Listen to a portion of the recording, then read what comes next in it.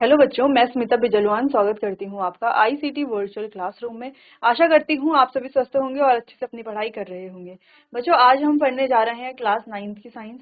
Class 9th science में हमारा chapter चल रहा था separation, exploring mixtures and their separation. ठीक है, तो यहाँ पर हम मिक्सचर्स और उनके सेपरेशन के बारे में बात कर रहे थे। तो अपने लास्ट लेक्चर में हमने एक सेपरेशन टेक्निक को पढ़ा था, उसको एक्सप्लेन किया था। ठीक है, तो उसे एक बार हम रिवाइज कर लेंगे, फिर आगे चैप्टर को कंटिन्यू करेंगे। तो चलिए बच्चों, एक बार हम देख लेते हैं जो जो टॉपिक्स लास्ट लेक्चर में हमने कंप्लीट कर लिए थे। आप एक बार देख लीजिए। मिक्सचर्स के बारे में हमने बात की थी, होमोजेनियस मिक्सचर और हेट्रोजेनियस मिक्सचर। अगर आपसे कहा जाए कि अलॉय अगर एक मिक्सचर है तो वो किस तरह का मिक्सचर है, क्या वो होमोजेनियस है या हेट्रोजेनियस है, तो आप क्या कहेंगे? अब आपको अच्छे से पता है कि अलॉय क्या होते हैं, मेटल मेटल या मेटल नॉन मेटल से मिलकर के बनते हैं। ठीक, तो अलॉय होते हैं होमोजेनियस मिक्सचर। अगर अलॉय के कुछ एग्जांपल पूछे जाएं तो जैसे कि ब्रॉन्ज है, यानी कि कांसा या कांस्य जिसे कहा जाता है, ब्रास है जिसे पीतल हम कहते हैं, स्टेनलेस स्टील है। ठीक है, तो ये कुछ अलॉयज हैं। इसके अलावा फिर हमने बात की थी कि सॉल्यूशन क्या होते हैं, सस्पेंशन क्या है और कोलॉइडल सॉल्यूशन क्या है। अलग अलग कोलॉइड के डिस्पर्स फेज, डिस्पर्स मीडियम जब अलग अलग होते हैं तो क्या टाइप बनता है, जैसे sol, solid sol, foam, gel, emulsion. ठीक है, एरोजॉल, इसके बारे में हमने बात करी थी। फिर हमने टिंडल इफेक्ट डिस्कस किया था। टिंडल इफेक्ट बेसिकली है क्या, स्कैटरिंग ऑफ लाइट है। ठीक है, तो ये हमने देख लिया था कि मिक्सचर जो है सेम फेज में भी हो सकते हैं, अलग अलग फेज में भी हो सकते हैं। चलो, तो हमने फिर क्रिस्टल के बारे में बात की थी कि क्रिस्टल कैसे बनते हैं, इस ग्राफ को एक्सप्लेन किया था। इसके बाद हमने क्रिस्टल देख कुछ नेचुरल क्रिस्टल की अगर हम बात करें तो जैसे कि स्नोफ्लेक है।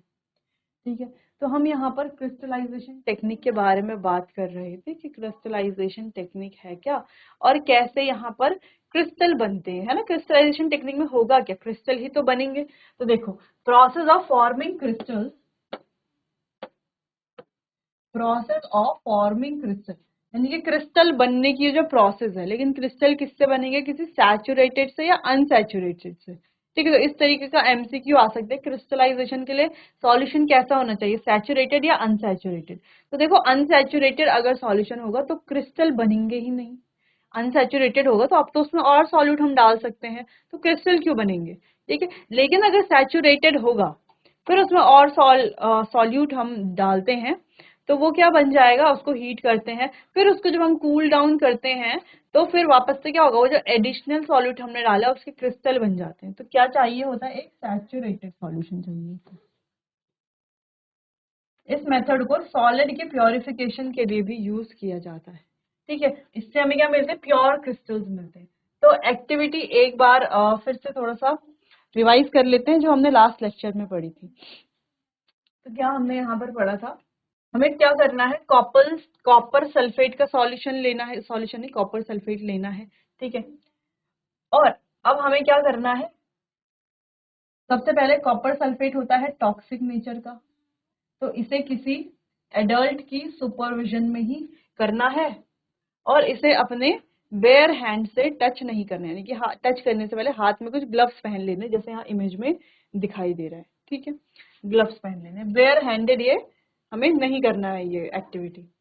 हमें क्या करना है, 1 ग्राम कॉपर सल्फेट लेना है, उसे एक 100 ml वाले बीकर में डाल देना है। ये हमारा एक बीकर है, इसमें हमने क्या लिया है, 1 gram of TuSO4 that is copper sulphate. इसमें डाल देंगे 25 ml वाटर, इसमें डालना है H2O यानी कि वाटर कितना, 25 ml। उसको क्या करना है, किसी स्टीरर की मदद से घोल लेना है, घोल लेंगे। And add a drop of dilute sulphuric acid यानी कि 1 ड्रॉप ऑफ H2SO4 हमें क्या करना है, उसमें डाल देना है। 1 ड्रॉप H2SO4 हम क्यों डाल रहे हैं, ये हमने लास्ट लेक्चर में भी डिस्कस किया था, क्योंकि H2SO4 क्या करता है बच्चों, अनवांटेड रिएक्शन को रोक देता है। ठीक है, यहाँ पे कोई अनवांटेड रिएक्शन नहीं होती, जो रिएक्शन हम करना चाह रहे हैं वही रिएक्शन यहाँ पर होगी। ठीक है, चलिए, gently heat the mixture in a water bath while stirring constantly. अब हमें क्या करना है, इसे हीट करते रहना है। ठीक है, क्या करते रहना है, हीट करते रहना है, और स्टिर भी करता है हीट के साथ। वाटर बाथ में जब इसे हम हीट कर रहे हैं, हीट करते हुए ये जो ग्लास रॉड है ना, ये ग्लास रॉड, इस ग्लास रॉड से क्या किया जाता है, इसे स्टिर किया जा रहा है ना। जैसे मान लो कोई बीकर है, इसमें सॉल्यूशन है, इसे क्या कर रहे हैं, ऐसे जेंटली हम क्या कर रहे हैं, ऐसे स्टिर कर रहे हैं। ठीक है, तो स्टिर हमें करना है। सल्फ्यूरिक एसिड की मदद से क्या होते हैं, क्या प्योर क्रिस्टल बनता है, कोई अनवांटेड रिएक्शन नहीं होती। तो टीचर को सल्फ्यूरिक एसिड डालना चाहिए। ठीक है, क्यों, क्योंकि इसको केयरफुली हैंडल करना होता है।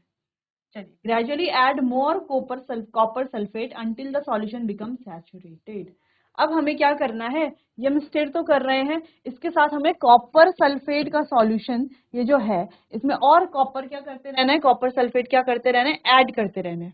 ठीक है, और कॉपर सल्फेट हमें ऐड करते रहना है जब तक ये यहाँ पर क्या ना बन जाए, सैचुरेटेड ना बन जाए। हीट करते हुए सैचुरेटेड ना बन जाए, इसके लिए हमें क्या करना है, यानी कि सैचुरेटेड बनाने के लिए क्या करना है, जैसे हम इसे हीट कर रहे हैं, हीट करने से क्या होगा, इसकी सॉल्युबिलिटी बढ़ेगी, सॉल्युबिलिटी बढ़ेगी तो और ज्यादा सॉलिड पार्टिकल इसके अंदर ऐड हो सकते हैं। ठीक है, तो इसीलिए हम इसे हीट कर रहे हैं ताकि इसकी सॉल्युबिलिटी बढ़ जाए, हम और सॉलिड पार्टिकल इसमें ऐड करें। तो जब हम सॉलिड पार्टिकल इसमें कब तक ऐड करेंगे, जब तक ये सैचुरेटेड ना बन जाए। ठीक है, जैसे ही सैचुरेटेड बन जाएगा तो हम इसके बाद और कॉपर सल्फेट जो है इसमें नहीं डालेंगे। ठीक, filter the hot solution to remove insoluble impurities. अब क्या करना है, इस हॉट सॉल्यूशन को जो कैसा है, अब सैचुरेटेड हो चुका है, इस सैचुरेटेड हॉट सॉल्यूशन को अब क्या करना है, हमें फिल्टर पेपर की मदद से फिल्टर कर लेना है। ठीक है, अब फिल्टर पेपर की मदद से कैसे, देखो जैसे हमने ये लिया फनल, फनल के अंदर फिल्टर पेपर। अब फिल्टर पेपर कैसे रहता है, फिल्टर पेपर होता है ऐसे, इसे क्या करना है, इस तरीके से फोल्ड करना है तो ये हो जाएगा ऐसे, फिर इसे अगेन इस तरीके से फोल्ड करना है तो ये बन जाएगा कुछ कुछ ऐसा। ठीक, अब इसको क्या करना है, उठा करके जो कोन हमने शेप बनाया इसका, इसको उठा करके हम फनल के ऊपर डाल देंगे। ठीक है, जो एक फिल्टर का काम करेंगे, नाम ही फिल्टर पेपर है। फिर हम इसमें हॉट सॉल्यूशन डालेंगे इस तरीके से ग्लास रॉड की मदद से। इससे क्या होगा कि जो भी इम्प्योरिटी इसमें होगी वो ऊपर इसमें रह जाएगी फिल्टर पेपर में, और जो सॉल्यूशन है पूरा साफ जो सॉल्यूशन है जिसमें कोई इम्प्योरिटी अब नहीं है वो नीचे आ जाएगा। ठीक है, किसमें, बीकर में। क्लियर है, चलो इतना करना है।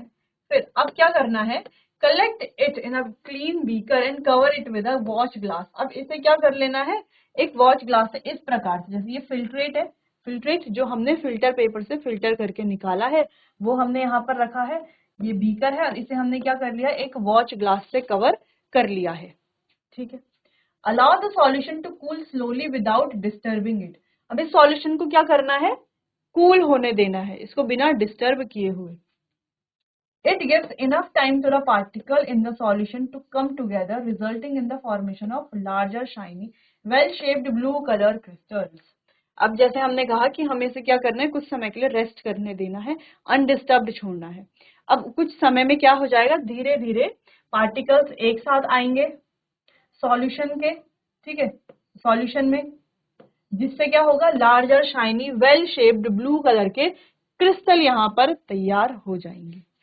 अब filter the crystal, rinse them with cold water and allow them to dry on a watch glass. अब इन क्रिस्टल को फिल्टर कर लेंगे अगेन, फिर इन्हें ठंडे पानी से हम क्या कर लेंगे, थोड़ा साफ कर लेंगे, रिंस कर लेंगे।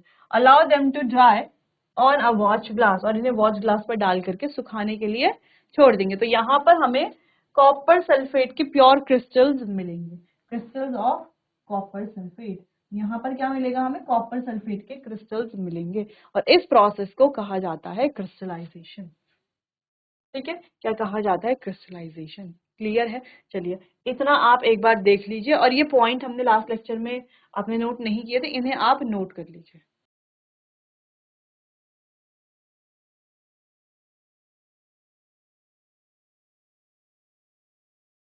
चलिए आगे बढ़ते हैं, बात करते हैं नेक्स्ट टेक्निक की।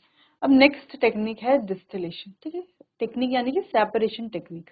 क्या है, डिस्टिलेशन।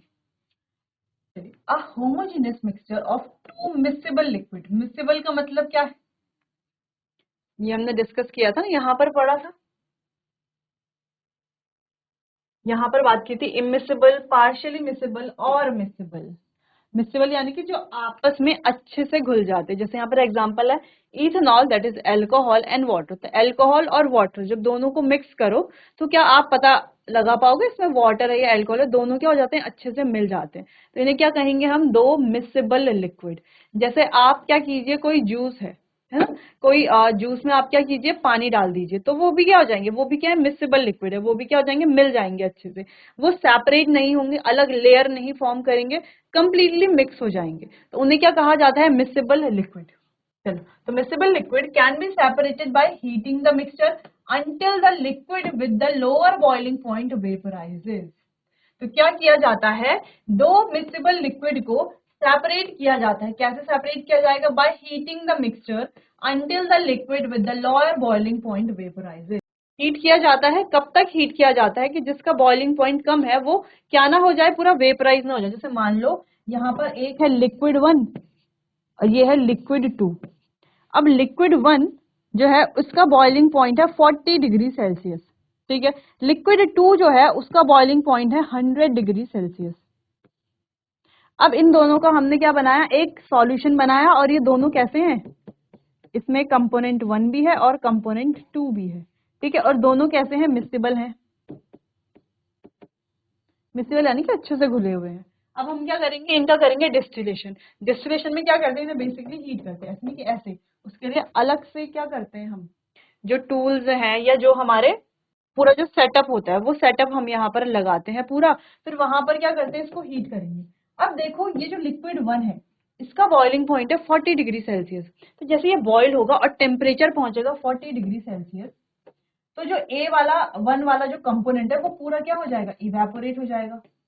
हाँ, अगर हम यहाँ पर इस वेपर को किसी कंडेंसर से होकर के निकालते हैं तो क्या हो जाएगा, ये जो हमारा कंपोनेंट ए है इसको हम अलग क्या कर सकते हैं, ये कंपोनेंट 1 है इसको अलग से क्या कर सकते हैं, हम अलग से इसको कलेक्ट कर सकते हैं, ठीक है।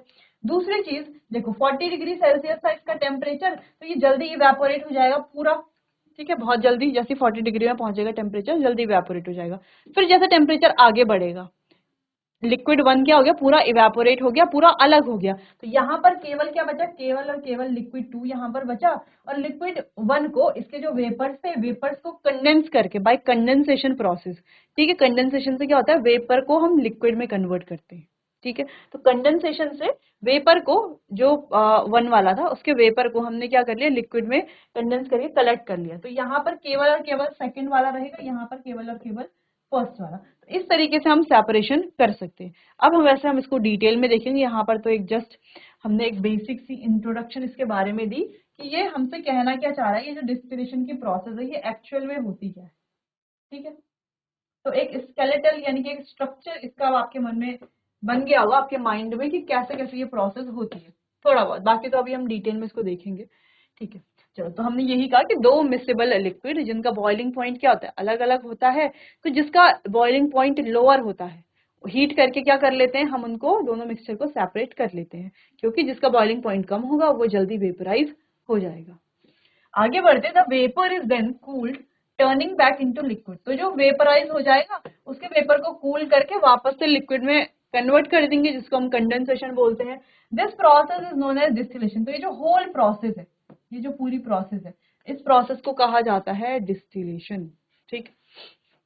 It allows the recovery of solvent or the separation of liquid that differ in boiling point by at least 25 degree Celsius. तो क्या होना चाहिए उनके बीच में डिफरेंस, 25 डिग्री सेल्सियस, ठीक है। This method can also be used to separate a liquid from a solution containing dissolved solid। तो इस टेक्निक का यूज किस में भी किया जाएगा, जो लिक्विड जिसमें सॉलिड डिसॉल्व होंगे वहां पर भी डिस्टिलेशन का यूज किया जा सकता है, ठीक है। चलो, during the process vapour of the lower boiling point are pass through condenser when they are cooled usually by circulating water air and condense as a pure liquid. यानी कि जिसका लोअर बॉइलिंग पॉइंट है, boiling point कम है, वो जल्दी boil होगा, है ना, जल्दी तो बॉईल होगा। जिसका हाई होगा वो देर में तो बॉईल होगा, ठीक है। तो जिसका बॉइलिंग पॉइंट कम है वो क्या होगा, जल्दी इवेपोरेट हो जाएगा। इवेपोरेट से अगर हम क्या करते हैं, उसको पास करवाते हैं किसी एक कंडेंसर से। अब कंडेंसर में क्या होता है, कोल्ड वाटर, दो आउटलेट लगी हुई होती है, एक आउटलेट से कोल्ड वाटर आता है, एक आउटलेट सॉरी एक इनलेट लगी हुई होती है जिससे कोल्ड वाटर जो कंडेंसर के अंदर जाता है, और एक आउटलेट होती है जिससे अगर वो गर्म हो रहा है वो वाटर तो बाहर निकल जाता है। तो ये कंडेंसर में क्या होता है, कुल मिलाकर ये कोल्ड वाटर होता है। ठीक है, तो जब वेपर जाएंगी कंडेंसर में, वेपर कैसी है, हॉट है। ठीक है, जब वो कोल्ड सरफेस पर टकराएंगी, कोल्ड सरफेस, कंडेंसर का जो सरफेस है वो वाटर की वजह से कोल्ड हो जाएगा। तो जब ये वेपर्स कोल्ड सरफेस पर टकरा जाएंगे तो लिक्विफाई हो जाएंगे, यानी कि लिक्विड में कन्वर्ट हो जाएंगी, और क्या हो जाएंगी, कंडेंस हो जाएंगी। फिर हम इन्हें क्या कर सकते हैं, अलग से कलेक्ट कर सकते हैं। ठीक है, एज प्योर लिक्विड। कैसे कलेक्ट करेंगे, as condensed, as pure liquid में वो कंडेंस हो जाती है। The pure liquid is collected in a separate vessel while the solid और other liquid from the mixture remains in the distillation flask. तो ये जो प्योर लिक्विड है जिसका बॉइलिंग पॉइंट कम है, उसको हम एक सेपरेट बीकर में या सेपरेट किसी भी वेसल में कलेक्ट कर सकते हैं। और जो पहला वाला लिक्विड है वो मिक्सचर, वो किसमें, वो जो डिस्टिलेशन फ्लास्क है। ठीक है, जो हमने यहाँ पर बात की थी कि हम पूरा सेटअप लगाएंगे, तो सेटअप में होता है क्या, एक डिस्टिलेशन फ्लास्क होता है। ठीक है, तो डिस्टिलेशन फ्लास्क में जो हमारा अदर लिक्विड है, दूसरा लिक्विड है जिसका बॉइलिंग पॉइंट ज्यादा है, वो रह जाएगा। और डिस्टिलेशन सेटअप इज शोन, तो डिस्टिलेशन सेटअप आगे शो हो रखा है 5.12 में, वो हम देखेंगे। उससे पहले 5.11 को थोड़ा समझ लेते हैं। यहाँ पर है डिस्टिलेशन की प्रोसेस। अब डिस्टिलेशन की प्रोसेस क्या है, इन 3 स्टेप में डिस्टिलेशन की प्रोसेस पूरी कंप्लीट हो जाएगी। ठीक है, कैसे, सबसे पहले हमारे पास लिक्विड है। कैसे लिक्विड है, इमिसिबल लिक्विड है। ठीक है, जिनका जो बॉइलिंग पॉइंट है वो अलग अलग है। इन्हें हम हीट करेंगे, हीट करने पर जिसका बॉइलिंग पॉइंट कम होगा वो वेपर बनाएगा। ठीक, वेपर बनाएगा, फिर उसकी वेपर को कूल किया जाएगा, कूल करके लिक्विड में कन्वर्ट कर दिया जाएगा। इस प्रोसेस को हम कंडेंसेशन बोलते हैं। और ये जो लिक्विड है इसे क्या बोलेंगे, डिस्टिलेट। जैसे फिल्ट्रेशन प्रोसेस थी, तो फिल्ट्रेशन में हम क्या कर रहे थे, जो अभी हमने देखी थी कॉपर सल्फेट वाली प्रोसेस है ना, क्रिस्टलाइजेशन, तो वहां पर एक फिल्ट्रेशन टेक्निक भी यूज हुई। फिल्ट्रेशन में हमने क्या देखा कि फिल्ट्रेट को ऊपर से डाला गया, अगर उसमें कोई इम्प्योरिटी है तो फिल्टर पेपर पर रह जाएगी, बाकी जो लिक्विड है वो नीचे आ जाएगा। ठीक है, तो जो ऊपर रह जाएगा इम्प्योरिटी उसे हम क्या बोल रहे हैं, रेजिड्यू। ठीक है, और जो नीचे कलेक्ट हम करते हैं उस लिक्विड को, जैसे हमने कॉपर सल्फेट वाले केस में कॉपर सल्फेट कलेक्ट किया था, उसे क्या बोलते हैं, फिल्ट्रेट। तो वैसे ही यहाँ पर, जैसे वहां पर फिल्ट्रेट कहा जाता है, वैसे यहाँ पर क्या कहा जा रहा है, डिस्टिलेट। ठीक है, तो ये एज अ डिस्टिलेट हमें मिल जाता है। और जो अदर लिक्विड है वो अभी भी यही लिक्विड स्टेट में है। ठीक है, वो भी क्या है, वो बिल्कुल सेपरेट हो चुका है, यहाँ पर हमें ये प्योर लिक्विड मिल जाता है। क्लियर है, तो ऐसे हम सेपरेशन प्रोसेस कर सकते हैं। क्लियर, चलिए। अच्छा, 2-3 चीजें यहाँ पर समझनी है कि जब हम लिक्विड को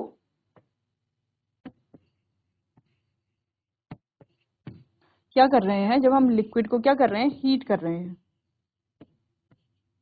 इस प्रोसेस को क्या बोला जाएगा, लिक्विड को हीट कर रहे हैं, वो किस में चेंज हो रहे हैं, वो हो रहे चेंज वेपर में।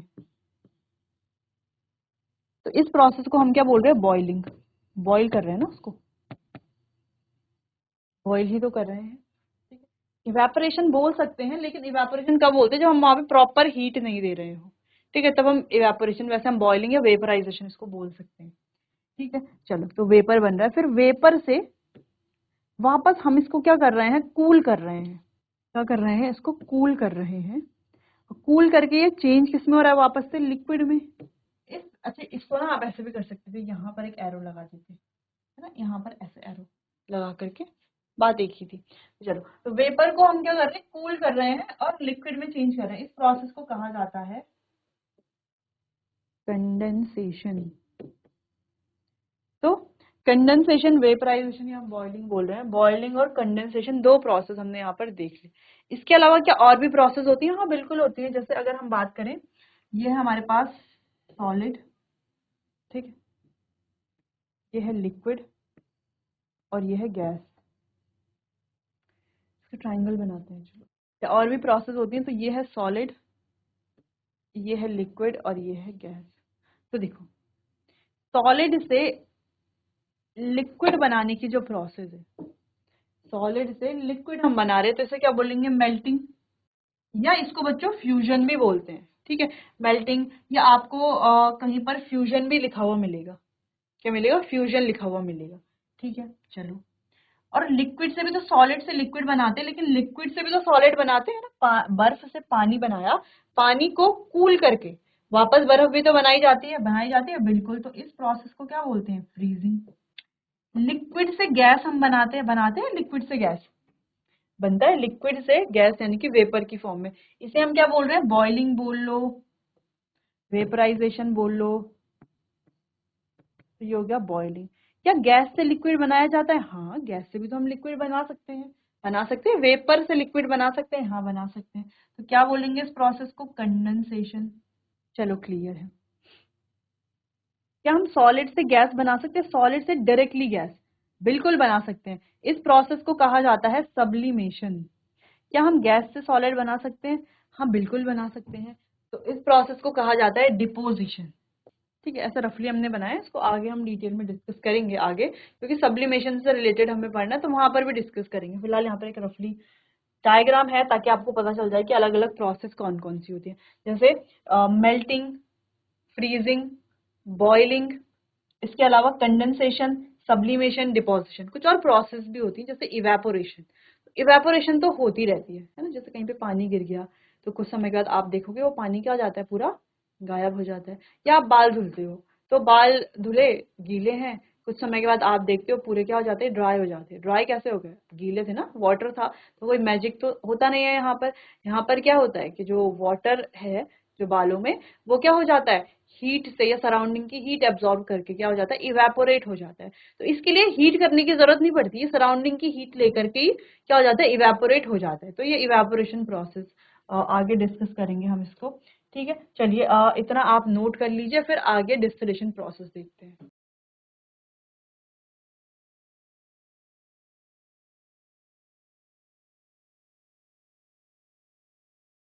चलिए क्लियर है, इतना समझ में आया। चलो आगे बढ़ते हैं। तो जैसे हमने यहाँ पर बात की थी कि फिगर 5.2 में देखना है ना हमें सेटअप। तो सेटअप देखो किस तरीके से होता है इसका। सेटअप बहुत इंपॉर्टेंट है, सेटअप अगर आप देख लोगे तो आधा चीजें यहीं पे क्लियर हो जाएंगी। बाकी डिस्टिलेशन प्रोसेस के बारे में तो बात कर ही लिए हैं हमने। तो अगर सेटअप की बात करें तो यहाँ पर आपको दिख रहा है, ये क्या है, बर्नर है। एक ट्राईपॉड स्टैंड भी आपको दिख रहा है, क्या दिख रहा है, एक ट्राईपॉड, ये रहा एक ट्राईपॉड स्टैंड भी दिख रहा है, और ये भी दिख रहा है, क्या दिख रहा है, ये तो हमारा लेबोरेटरी स्टैंड है, लेबोरेटरी स्टैंड, ठीक। एक लेबोरेटरी स्टैंड दिख रहा है, एक ये ट्राईपॉड स्टैंड दिख रहा है। इसके ऊपर क्या है, वायर गॉज है, ठीक है। वायर गॉज आपने देखी होगी, इस तरीके पूरी वायर की होती है, बीच में ऐसा इस तरीके से राउंड ये होता है, ठीक है। तो इसी के ऊपर जिसको भी हमें हीट करना है, वो बीकर है, वो कुछ भी है, चाइना डिश है, किसी को भी हमें हीट करना है तो इसके ऊपर ही हम रखते हैं, ठीक है, वायर गॉज। नेक्स्ट, यहाँ पर हमने क्या लिया है, एक मिक्सचर लिया है मिक्सेबल लिक्विड का। कौन से हैं वो दो मिक्सेबल लिक्विड, एक है एसीटोन और एक है वाटर। तो वाटर और एसीटोन का मिक्सचर हमने यहाँ पर लिया है। अगला, ये जो फ्लास्क है जिसमें हमने मिक्सचर लिया है, इसी को क्या बोलते हैं, डिस्टिलेशन फ्लास्क है। बहुत इंपॉर्टेंट है, आपको ध्यान रखना है, डिस्टिलेशन फ्लास्क। अच्छा, तो हमने कही थी कि हमने हमने कहा था कि हमने यहाँ पे दो आउटलेट, एक आउटलेट और एक इनलेट है। तो देखो, ये है वाटर इनलेट जहां से पानी अंदर जाएगा, कोल्ड वाटर अंदर जाएगा, और ये वाटर आउटलेट जहां से ये वाटर जो है वो बाहर आएगा। साथ में लगा हुआ है एक थर्मोमीटर, जो क्या करेगा, टेम्परेचर को देखेगा कि टेम्परेचर कितना हुआ है, ठीक। अगला हमारे पास है एक वाटर कंडेंसर। कंडेंसर क्या काम करेगा, वाटर को कूल, ये जो वेपर्स आएंगी ना लिक्विड की, जो जल्दी इवेपोरेट हो जाएगा, या जल्दी वेपर जिसके बन जाएंगे, तो उसको क्या करेगा, कंडेंस करेगा। फिर किनारे पर लगाई गई है एक कोनिकल फ्लास्क, और इसमें आपको दिख रहा है एसीटोन। यानी कि आपको क्या समझ में आ रहा है कि एसीटोन और वाटर का जो हमने मिक्सचर लिया है उसमें जो एसीटोन है उसका बॉइलिंग पॉइंट क्या है, कम होगा, ठीक है। इसलिए तो हमने इसे कलेक्ट किया है यहाँ पर। अगर वाटर का कम होता तो वाटर को कलेक्ट कर लेते। क्लियर है। तो चलिए बच्चों, आज के लिए बस इतना ही, बाकी इसे डिटेल में डिस्कस करेंगे हम अपने आने वाले अगले सेशन में। तब तक के लिए आपका बहुत बहुत धन्यवाद।